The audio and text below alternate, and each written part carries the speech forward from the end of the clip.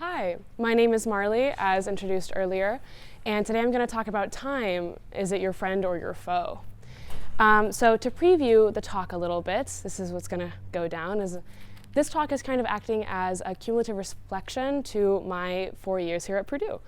And so I'm going to start with a little bit of background, where I came out, where I came from this to this reflective idea, and then how this changed me, and then some ideas to take this back in your own lives. So to set the context a little bit, it was the beginning of last semester. I was coming back from 2 semesters of study abroad, and we all know that a little bit less homework goes down during those semesters than we'd like to admit.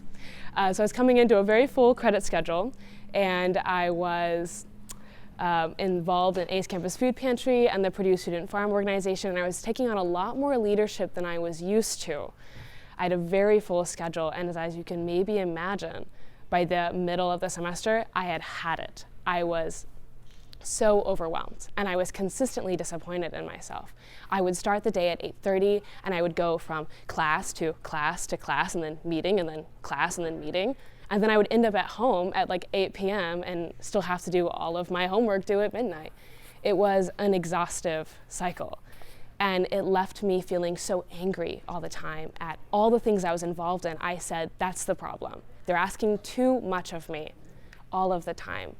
And I started to have such a negative outlook. My day became a list of complaints, and my outlook had the same, I was so negative. I thought everything was a problem to solve.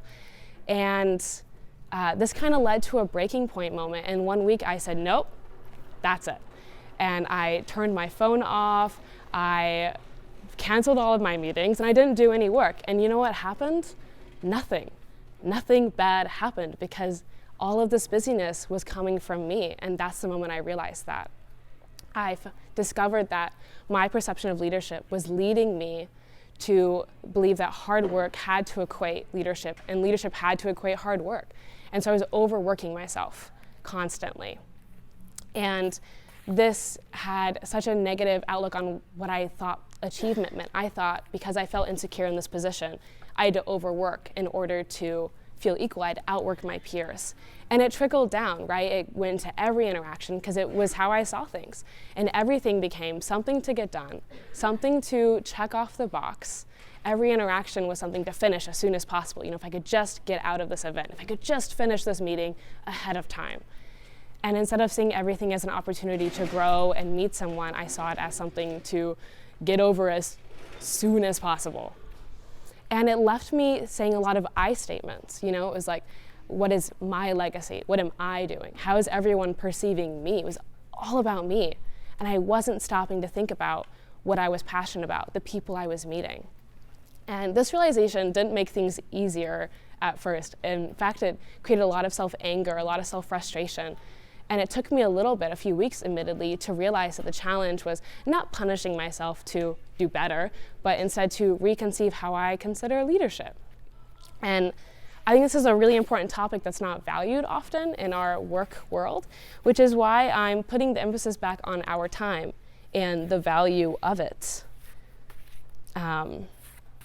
Your time is valuable, and so is mine. And sometimes it takes a little bit of a reframing of thinking. So what I've assembled today is a list of ideas on how to reframe your thinking, reassemble it.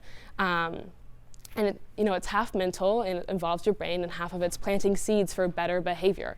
So the first thing is to really begin to reconsider yourself and your own value, and see yourself and your contributions as something to be valuable to the group, right? And this can be kind of difficult, and it will begin a very long journey of trying to find value in yourself. You should also congratulate what you've done and take this moment to reflect what are the things that you're doing really well right now. And this is the first bit of the mind portion. The second step is to reconceive what leadership means to you. And this will involve redefining your own leadership qualities and what you think it takes to be a good leader. Now, for me, this was dismantling the perception of hard work and the hardworking pioneer as the main ideal of leadership. So it'll take a little bit of time to kind of reframe and also look into the mirror and see what within yourself is a positive attribute. And that's the second part of this brain challenge. Next is creating a culture of value. All of you, I assume, are leaders, and you're a mentor to someone in your lives.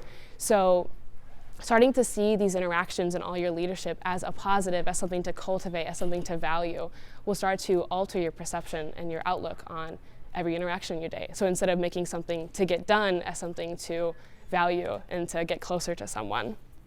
Next is starting to plant those seeds of better behavior.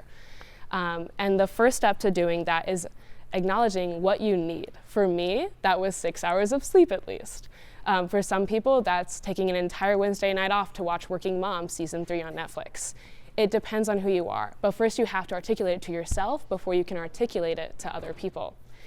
After that is creating a culture of intentionality. Like I said earlier, of creating a culture of valuing people, it's also important to create a culture in your leadership areas of recognizing that the people you're working with and yourself need time to themselves. So at ACE, we like to now talk about when we need a week off. And when you've brought people together on your team of trying to find intentional moments for yourself, it becomes a lot easier. For instance, my roommates are great about telling me to take my time off, take a night off, and it's okay. Nothing's gonna fall apart. And finally, I know that all of you have this moment in the beginning of the week when you write down everything you need to do for the entire week. And we start what has to be done today, or else everything will fall apart. And instead of just starring the things that have to be done, also write little notches on the things that don't need to get done today. It's going to be okay. This might seem like a kind of a silly add-on to your daily routine, but in fact, it kind of can alter your perspective on what is necessary work, right? And finally, this goes beyond this talk and your leadership experience at Purdue. What we're talking about today is a work-life balance. And so this can hopefully help you in your future communities if you start to cultivate this perspective and narrative around valuing your own time. And that's all I have today. Take some time for yourself. Thank you.